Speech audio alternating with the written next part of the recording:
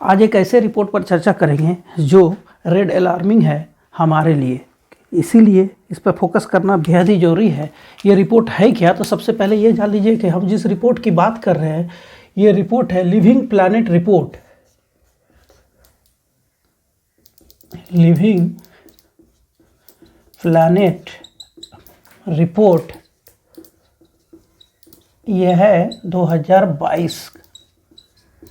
पहले मैं बता दूं कि ये जो आंकड़ा जिस आधार पर ये रिपोर्ट तैयार किया गया है, ये रिपोर्ट 2018 तक के डेटा को ही यूज किया गया है। अब आप सोच लीजिए कि अगर जिस स्थिति से और जिस तरह से गिरावट आ रही है इस रिपोर्ट में जो दर्ज किया गया है, ये 2018 यानी कम से कम 5 साल पीछे यानी 4 साल पीछे की बात हो रही है। इसके बावजूद अलार्मिंग सिचुएशन है, ये रेड अलार्म है ह्यूमन के लिए, ह्यूमैनिटी के लिए, अर्थ के लिए। चलिए क्यों है इसको अभी हम लोग डिटेल्स में जान लेते हैं। तो सबसे पहले ये है कि ये जो लिविंग रिपोर्ट जो प्लैनेट रिपोर्ट है, इस रिपोर्ट में कहा क्या गया, क्यों ये डर है। तो इस रिपोर्ट में ये कहा गया है कि जो वर्ल्ड में बायोडाइवर्सिटी है, बायोडाइवर्सिटी में एवरेज गिरावट 69% तक दर्ज किया गया है।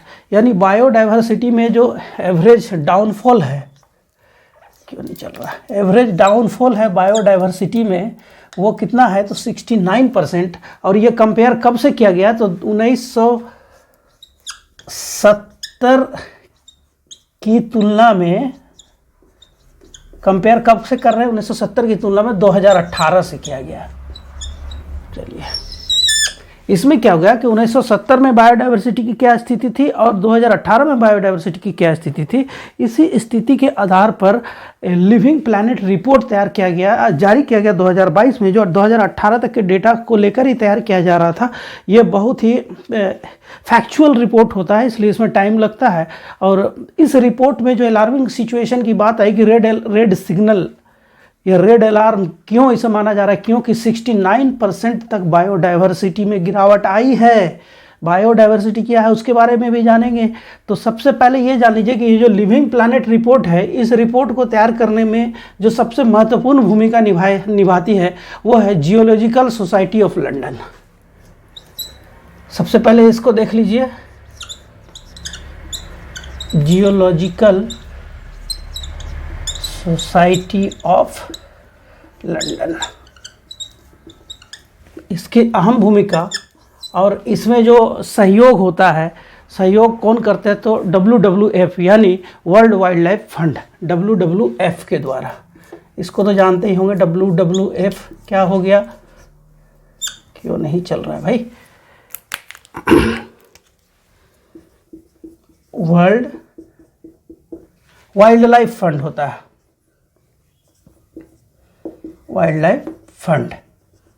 इसको आप अच्छी तरह से जानते हैं। WWF क्यों जानते हैं, क्योंकि इसका जो मस्कट है वो बार बार पूछा जाता है, होता है ना, पांडा, जाइंट पांडा, ठीक है, इसीलिए जानते हैं हम लोग। इसका हेड क्वार्टर जो है ये जान लीजिए, जो इम्पोर्टेंट है, ये हेड क्वार्टर जो ग्लैंड में है, GLAND, ग्लैंड। ग्लैंड कहाँ है जानते हैं, बहुत सारा हेड क्वार्टर यहाँ है, ये है स्विट्जरलैंड में, स्विट्जरलैंड में।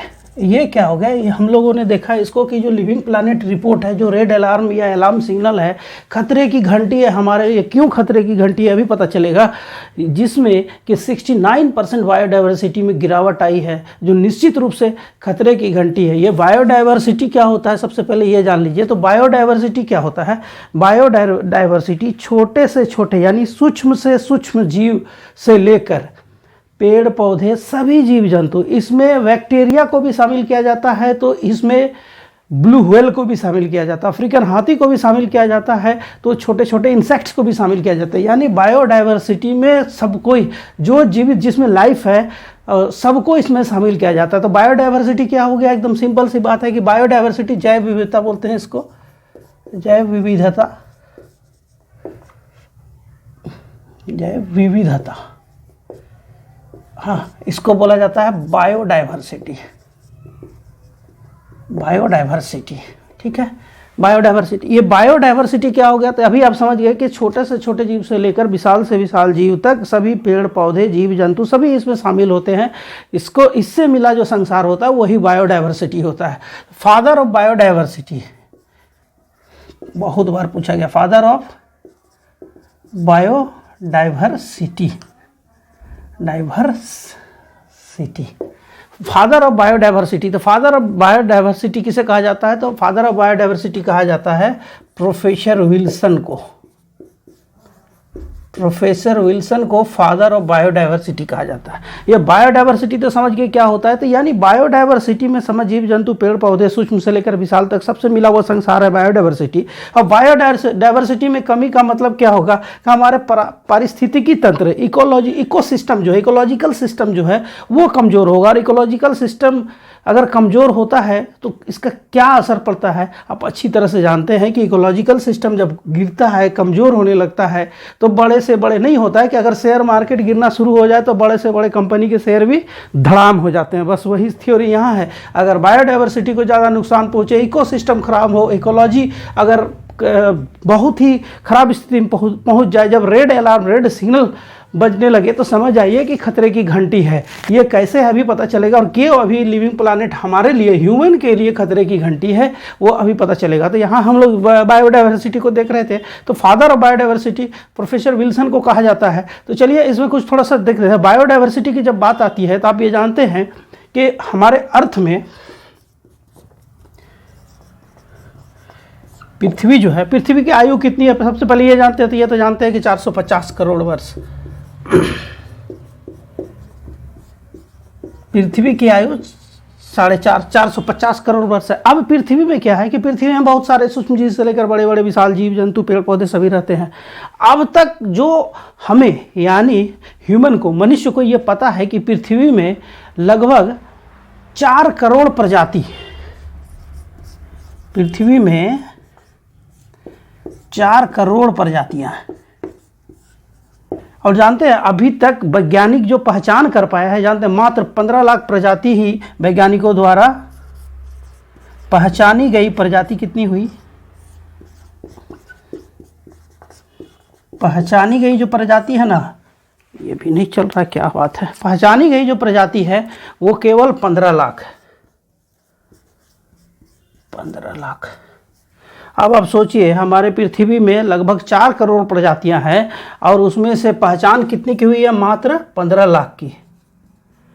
अब क्या है कि जब हमारी पृथ्वी जैव विविधता, इसी को तो जैव विविधता कहा जाता है, प्रजातियों से भरा हुआ है, जैविक विविधता है, जीवों में विविधता है, उससे भरा पड़ा है, तो फिर जैव विविधता में लगातार कमी जो आना, ये कितना खतरे का संकेत है। क्यों हमें इस डेटा से परेशान होना चाहिए, अभी तुरंत ये पता चलेगा। देखिए सबसे बड़ा बात क्या है, एक एग्जाम्पल लीजिए, डायनासोर।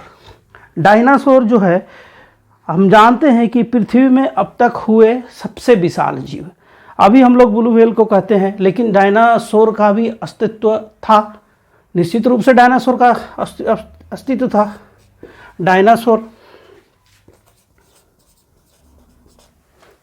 डायनासोर का अस्तित्व था, इसमें कहीं कोई दो मत नहीं है।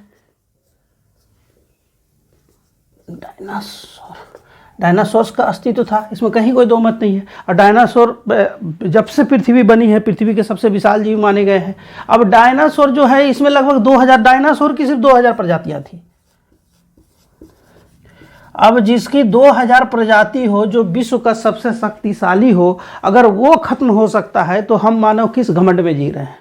हम ह्यूमंस को क्यों लगता है कि हमें कोई खतरा नहीं है, हम जैसे चाहे वैसे रह सकते हैं, कोई इकोलॉजी, इकोसिस्टम से मतलब नहीं है, बायोडाइवर्सिटी से कोई मतलब नहीं है? तो फिर सोचना तो पड़ेगा। इसीलिए सोचना पड़ेगा, जब डायनासोर जिसकी 200 प्रजाति हो और जो खत्म हो गया, आप जानते हैं ये विलुप्त प्रजाति में है, तो फिर डायनासोर खत्म हो सकता है तो हम इंसान को क्यों नहीं समझ में आ रहा है कि ये रेड अलार्म है, रेड सिग्नल है हमारे लिए? अब हमको सोचना पड़ेगा, किसी भी शर्त में बायोडाइवर्सिटी को गिरने नहीं देना है, इकोसिस्टम को बनाए रखना है। इसलिए मैं डायनासोर के साथ कंपेयर करके बता रहा हूँ, क्योंकि डायनासोर से तो शक्तिशाली कोई नहीं था।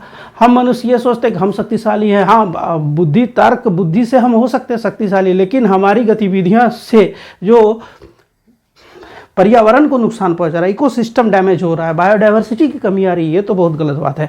आप अगर गौर करेंगे ना, मैंने इस पे थोड़ा सा अध्ययन करने का प्रयास किया कि आखिर ढूंढे कि आखिर बायोडाइवर्सिटी हो रही है, जब सभी जीव जंतु कम हो रहे हैं तो कौन है जिसकी संख्या बढ़ती जा रही है।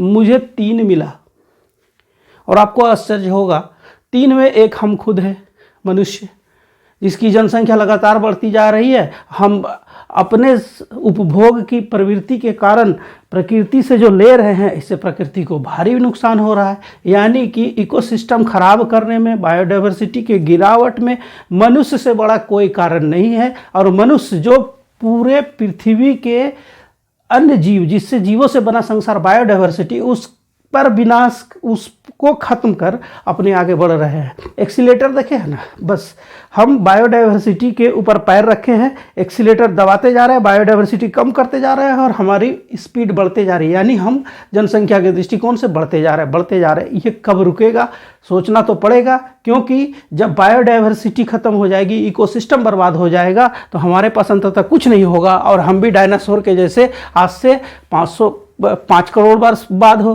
500 करोड़ वर्ष बाद हो, ये चर्चा जरूर हो रही होगी कि मनुष्य ने बायोडाइवर्सिटी का इज्जत नहीं किया, मनुष्य ने इकोसिस्टम को बर्बाद किया, मनुष्य ने पृथ्वी में जीव जंतु और सजीवों के संसार को नष्ट किया, इसलिए अंततः मनुष्य को भी नष्ट हुआ। और मनुष्य का नष्ट होने का मतलब पृथ्वी का नष्ट होना। तो यहाँ क्या है कि मैं जो कह रहा था कि क्या 3 ऐसे मुझे मिले जिसकी जनसंख्या वृद्धि हो रही है, बाद बाकी अगर आप गौर करें तो उसकी संख्या लगातार कम हो रही है। इसलिए तो बायोडाइवर्सिटी में लगातार गिरावट हो रही है। 70 से 2018 की तुलना में 69% तक गिरावट हो गई। ये एवरेज डाउनफॉल है। अब सोचिए, तो इसमें क्या है, अब जो दूसरा, पहला मनुष्य हो गया, दूसरा मच्छर।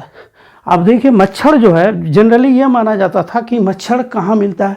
मच्छर मुख्यतः पाया जाता है कहाँ, तो ये इक्वेटोरियल बेल्ट में। इक्वेटोरियल बेल्ट में जहाँ गर्मी ज़्यादा होती है, बारिश हो जाती है, ऐसी स्थिति में गंदगी वगैरह की संभावना ज़्यादा होती है। पानी में पनपने का क्षमता मच्छर का काफ़ी ज़्यादा होता है, इसलिए वो फलता फूलता है। तो बेसिकली क्या कहा जाता था कि जो अफ्रीका है और साउथ ईस्ट एशिया, यही मच्छर के लिए जाना जाता था। आपको जानकर आश्चर्य होगा कि आज संपूर्ण विश्व मच्छर से प्रभावित है। और ये फैक्ट है, चाहे वो शीत प्रदेश, यानी ऐसे जगह जहाँ ठंडे मौसम होते हैं, उस वातावरण में भी मच्छर ने अपनी स्थिति अपने आप को ढाल लिया। अब इससे दुखद क्या हो सकता है। आप सिर्फ अभी आपको मच्छर का प्रकोप सबसे कम अगर कहीं मिले तो वो साइबेरियन बेल्ट होगा या फिर आर्कटिक बेल्ट होगा, यानी अंटार्कटिका होगा या आर्कटिक होगा। उसको छोड़ दे तो संपूर्ण विश्व में मच्छर है, और जो अपनी संख्या लगातार बढ़ाती जा रही है। आप मच्छर के काटने से मनुष्य को कितनी बीमारी होती है आपको पता ही है। फिर हमारा कितना प्रयास है कि मच्छर पर कंट्रोल किया जाए, लेकिन वो कंट्रोल अनकंट्रोल हो गया है। ठीक है, तो मच्छर की संख्या में दूसरा, और जो तीसरा वो है चूहा। ये चूहा क्या है कि मनुष्य हर जगह खेती नहीं करता था, यानी कृषि कार्य नहीं करता था। चूहा का जो भोजन होता है वो कृषि आधारित खेतीबाड़ी होती है, उसी से बचे हुए जो अवशेष होते हैं उसी से वो आगे फलते फूलते हैं। तो ऐसे बेल्ट में जहाँ चूहा की संभावना नहीं थी, वहाँ जब मनुष्य पहुँचा और खेतीबाड़ी शुरू की, तो वहाँ भी चूहा ने अपना घर बनाया और धीरे धीरे चूहों की संख्या में निरंतर वृद्धि हो रही है। तो मैंने जो सर्च किया उसमें यह मिला कि मनुष्य, मच्छर और चूहा, ये तीनों, रैट, मस्कीटो एंड ह्यूमन, ये तीनों की संख्या में लगातार वृद्धि हो रही है। और ये वृद्धि और कुछ नहीं, मस्त मेरा वो एक्सीलेटर वाला थ्योरी है कि हम एक्सीलेटर में पैर रख रहे हैं, पूरी इकोसिस्टम बर्बाद हो रही है, बायोडाइवर्सिटी बर्बाद हो रही है और हम स्पीडली बढ़ रहे हैं। ये तो अलार्मिंग है ही, ये रेड अलार्म है और चेतना जरूरी है। क्योंकि जब डायनासोर, जिसकी 2000 प्रजाति थी, उसका अस्तित्व खत्म हो गया, जिसका वर्चस्व था, डायनासोर 23 करोड़ वर्ष पहले अस्तित्व में आया और 6.5 करोड़ वर्ष पहले तक, 6.5 करोड़ वर्ष पहले, आज से 6.5 करोड़ वर्ष पहले समाप्त हो गया। अब सोचिए, डायनासोर जैसे विशाल जीव अगर समाप्त हो सकते हैं तो ह्यूमन की क्या बिसात। इसीलिए आज और अभी से हमें एक प्रयास करना चाहिए कि हमारे किसी प्रयास से इकोसिस्टम को नुकसान नहीं हो और हम किसी शर्त में बायोडाइवर्सिटी को नुकसान नहीं करेंगे। अब चलिए डेटा की ओर बढ़ते हैं, चूंकि ये फैक्ट था, इसको भी जानना जरूरी था। अब देखिए क्या है, अगर डेटा लिविंग प्लैनेट रिपोर्ट जो आया, इसमें कहा गया कि हमारा जो एवरेज गिरावट है ना, किसमें, बायोडाइवर्सिटी में, वो कितना है, तो 69% है। और ये 69% कितना कितनी बड़ी संख्या है ये आप अनुमान लगा सकते हैं। और ज़्यादा दिन की बात नहीं है, क्योंकि आप जानते हैं पृथ्वी की आयु 450 करोड़ वर्ष है। अब बायोडाइवर्सिटी का नुकसान देखिए तो कब हो रहा है, 1970 से 2018 के बीच में, यानी 2018 में हम कंपेरिजन कर रहे हैं। इधर 18 साल, उधर 30 साल, मतलब हो गया आपका 48 ईयर, मतलब 50 साल भी नहीं, 50 साल में हमने 69% बायोडाइवर्सिटी को नुकसान पहुँचाया। विश्व के 69% डाइवर्सिटी को नुकसान only in 48 years. Average downfall जो हुआ सिर्फ 48 ईयर में हम लोग काउंट कर रहे हैं। 69%। पृथ्वी की आयु 450 करोड़ वर्ष, आज से 6.5 करोड़ वर्ष पहले डायनासोर का अस्तित्व खत्म हो गया, इसी तरह की किसी घटना के कारण। देखिए उसका कारण कुछ भी हो, फैक्ट यही है कि अगर कोई भी जीव जंतु पेड़ पौधा सर्वाइव कर रहा है तो सर्वाइव इसीलिए कर रहा है क्योंकि इकोलॉजी उसको सपोर्ट कर रहा है, उसका इकोसिस्टम उसको सपोर्ट कर रहा है। जिस दिन इकोसिस्टम सपोर्ट नहीं करेगा कहानी खत्म है।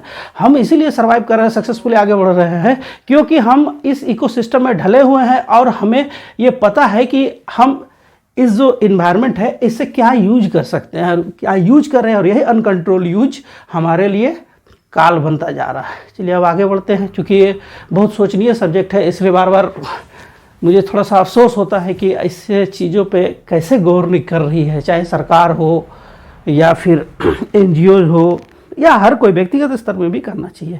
ये समझ की बात है और कुछ नहीं है। अब सरकारी NGO के जिम्मे छोड़ के हमें खुद ही करना पड़ेगा, इसका विकल्प और क्या बचता है। अब देखिए लिविंग प्लैनेट रिपोर्ट में अब एक डेटा देख लेते हैं इसका, कि इसका डेटा का क्या ये है। तो सबसे पहले एक वर्ल्ड का छोटा सा मैप बनाते हैं। अब मैप बनाएंगे तो इसी में समझ में आ जाएगा कहाँ क्या हम लोग को देखना और कितना % गिरावट आया, तो इससे आसानी से हम लोग समझ जाएंगे। चलिए एकदम छोटा सा मैप बनाते हैं वर्ल्ड का, बहुत मुश्किल नहीं है, समझ में आना चाहिए। बेसिकली यही बात है मैप के साथ। मैप अब जब बनाते हैं तो ये समझ में आना चाहिए कि ये मैप किसका है। अब एडजेक्ट बनाने के चक्कर में बनाए ही ना तो वो गलत है, ठीक है, इसलिए एडजेक्ट के चक्कर में मत पड़िए। एडजेक्ट के चक्कर में बनाए ही नहीं, वो तो ठीक नहीं है।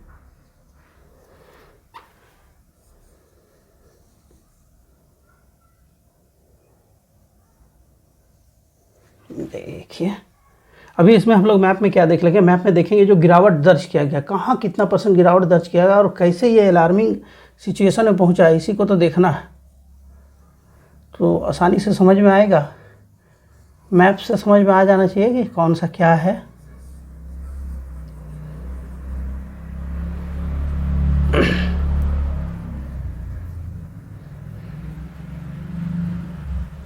चलिए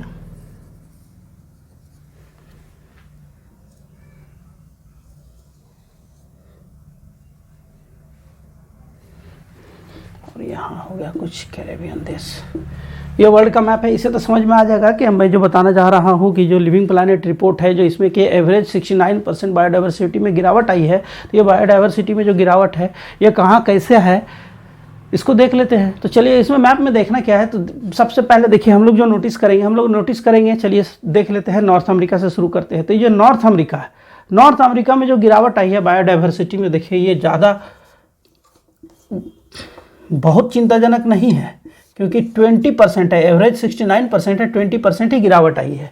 ये 20% गिरावट आई है क्योंकि कनाडा जो बहुत बड़ा विशाल भौगोलिक क्षेत्र में है, या फिर अलास्का बेल्ट जो US में आता है, वहाँ मानव की गतिविधियाँ बहुत कम है, जनसंख्या काफ़ी कम है और प्राकृतिक विविधता बहुत ज़्यादा है। प्राकृतिक विविधता जहाँ ज़्यादा होगी वहाँ क्या होगा, बायोडाइवर्सिटी रिच होगा, इन रिच बायोडाइवर्सिटी पाई जाएगी, वही होगी। फिर आ जाते हैं हम लोग कहाँ, तो हम लोग आ जाते हैं।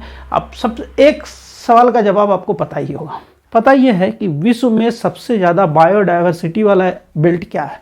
आप जानते हैं अमेजन बेल्ट, और अमेजन बेल्ट कहाँ है, अमेजन बेल्ट है साउथ अमेरिका में, दक्षिण अमेरिका में। थोड़ा सा बड़ा करना होगा ना, साउथ अमेरिका थोड़ा ज़्यादा छोटा हो गया। चलिए तो कहाँ, तो साउथ अमेरिका में। साउथ अमेरिका पहले से बायोडाइवर्सिटी रिच है, इसका मतलब वहाँ मानव गतिविधि जितना ज़्यादा होगी बायोडाइवर्सिटी को सीधे नुकसान होगा। मतलब बॉक्सिंग मैच हो गया एक तरह से, जहाँ मानव की गतिविधियाँ बढ़ी तो बायोडाइवर्सिटी कम हुई। अब आप आश्चर्य करेंगे कि 1970 की तुलना में 2018 में जो दक्षिण अमेरिका है वहाँ बायोडाइवर्सिटी में जो गिरावट है ना 94%। अब इसको क्या बोला जाए, 94% गिरावट दर्ज की गई है। कहाँ? तो दक्षिण अमेरिका में। दक्षिण अमेरिका में अमेजन जो विश्व का सबसे ज़्यादा बायोडाइवर्सिटी वाला क्षेत्र है। ठीक है, अब चलिए आ जाते हैं हम लोग कहाँ, तो हम लोग आ जाते हैं यूरोप में। तो यूरोप में कितना परसेंट गिरावट दर्ज की गई है? तो 18%। यूरोप में कितना गिरावट दर्ज किया? तो 18%। अब अफ्रीका में आते हैं तो देखिए कितना, 66%। ये क्या है? सारे गिरावट वाले हैं। जो लिविंग प्लैनेट रिपोर्ट आया है उसमें बायोडाइवर्सिटी में गिरावट की बात आ रही है। और फिर एशिया में देख लेते हैं, तो एशिया और पैसिफिक को मिला के है 55%। एशिया और पैसिफिक को मिला के हो गया 55%। 66% कहाँ? तो अफ्रीका में। 18% कहाँ? तो यूरोप के साथ कहाँ? तो मिडिल एशिया में, मध्य एशिया में। और 94% दक्षिण अमेरिका। साथ में क्या? तो कैरेबियन द्वीप समूह में। चलिए इसको लिख ले, कैरेबियन द्वीप समूह। ये पूरा का पूरा समुद्र का किनारे वाला क्षेत्र। चलिए अब यहाँ देख लेते हैं। यहाँ क्या कि यूएस में, मतलब नॉर्थ अमेरिका में, यूएस और कनाडा बेसिकली मैक्सिको, तो नॉर्थ अमेरिका में मात्र 20% गिरावट हुई। जबकि अब देखें तो दक्षिण अमेरिका और कैरेबियन द्वीप समूह, इसको मिला के अगर आप गिरावट की बात करें, अगर इसको मिला देते हैं और फिर गिरावट को अगर हम लोग गौर करते हैं तो हमको कितना 94% तक गिरावट दर्ज की गई, क्योंकि ये पहले से सबसे ज़्यादा बायोडाइवर्सिटी वाला क्षेत्र था। यहाँ कैरेबियन द्वीप समूह, अच्छा जानते हैं कैरेबियन द्वीप समूह में क्या है? तो कैरेबियन द्वीप समूह में 28 देश हैं। 28 देशों में प्रमुख देश आप जानते होंगे, Jamaica, Cuba, Barbados, Haiti, Trinidad and Tobago, इसके Bahamas, Antigua, Puerto Rico, Saint Kitts and Nevis, Saint Lucia, ऐसे देश कहाँ हैं? कैरेबियन द्वीप समूह में। हैती तो कैरेबियन द्वीप समूह में है। और वेस्ट इंडीज जो क्रिकेट खेलती है ना, वो कैरेबियन, वेस्ट इंडीज क्या हो गया? तो वेस्ट इंडीज कोई देश नहीं है। कैरेबियन बेल्ट के 15 देश और राज्यों से मिलकर, 15 देश या राज्यों से मिलकर बना हुआ है वेस्ट इंडीज। और वही वेस्ट इंडीज एक फ्लैग के नीचे क्रिकेट खेलती है। ठीक है, वो कैरेबियन देश समूह, कैरेबियन द्वीप समूह और दक्षिण अमेरिका को मिला के 94% तक गिरावट। अफ्रीका में 66% तक गिरावट। अब 55% गिरावट जो है यह कहाँ है? तो ये एशिया के साथ साथ पैसिफिक में। ये पैसिफिक क्षेत्र किसको बोला जाता है?